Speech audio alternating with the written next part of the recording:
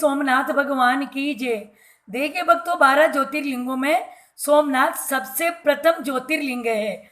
अब आप इस ज्योतिर्लिंग की छोटी सी कथा से आप इसका पूरा प्राकट्य समझ जाओगे कि सोमनाथ की स्थापना कैसे हुई, किसने करी और इनकी पूजा अर्चना करने से अद्भुत लाभ की प्राप्त होती है। ये छोटी सी कथा के रूप में सोमनाथ की कथा इनके प्राकट्य की। देखिए, राजा दक्ष के 27 कन्या थी। 27 कन्याओं का विवाह चंद्रमा के साथ किया था।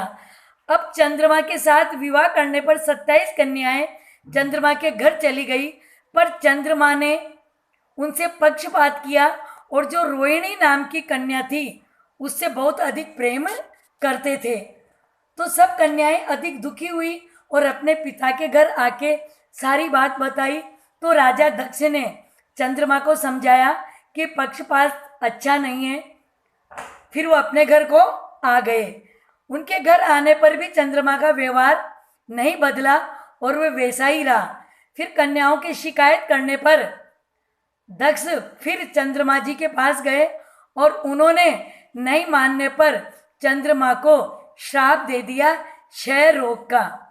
क्षय रोग का श्राप देने पर सभी देवता बहुत दुखी हुए और वो उसके निवारण के लिए ब्रह्मा जी के पास गए।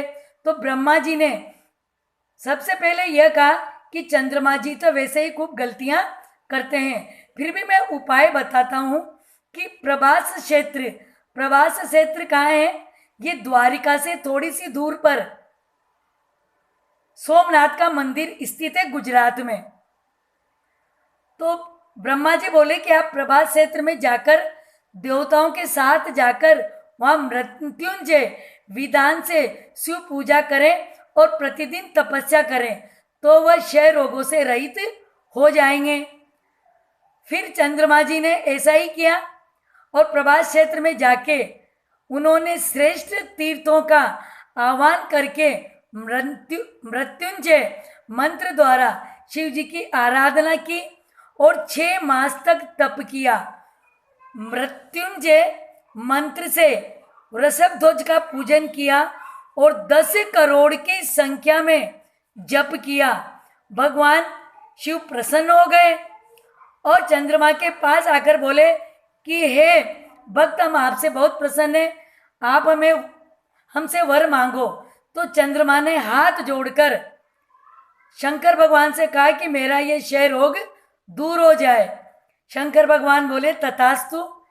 फिर सभी देवता बहुत प्रसन्न हुए और शंकर भगवान ने चंद्रमा को कहा कि चंद्रमा, एक पक्ष में एक एक कला घटेगी आपकी और दूसरे पक्ष में आपकी एक एक कला बढ़ेगी।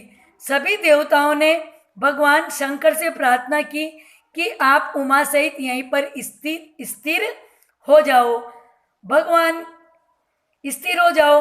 तो भगवान ने उनकी बात स्वीकार कर ली और उन्होंने चंद्रमा के यश के लिए, देखिए शंकर भगवान कितने दयालु हैं, चंद्रमा के यश के लिए उन्हीं के नाम से, चंद्रमा के नाम से सोमेश्वर नाम से विख्यात हुए।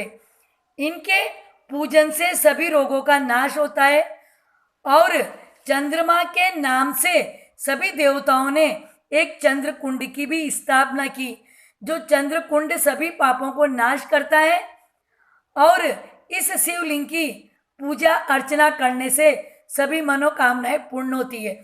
अब देखो शिव पुराण में क्या लिखा है, जो मनुष्य सोमेश्वर लिंग की उत्पत्ति कैसे हुई सुनता है या सुनाता है, उसकी सारी मनोकामनाएं शीघ्र पूर्ण हो जाती है और सभी पापों से छूट जाता है। भक्तों, आपको सोमनाथ की कथा मुझे लग रहा है बहुत अच्छी लगी है। आप प्लीज़ प्लीज़ प्लीज़ मुझे ज़रूर लाइक, शेयर और सब्सक्राइब कीजिए। बोलो श्री सोमनाथ भगवान की जय।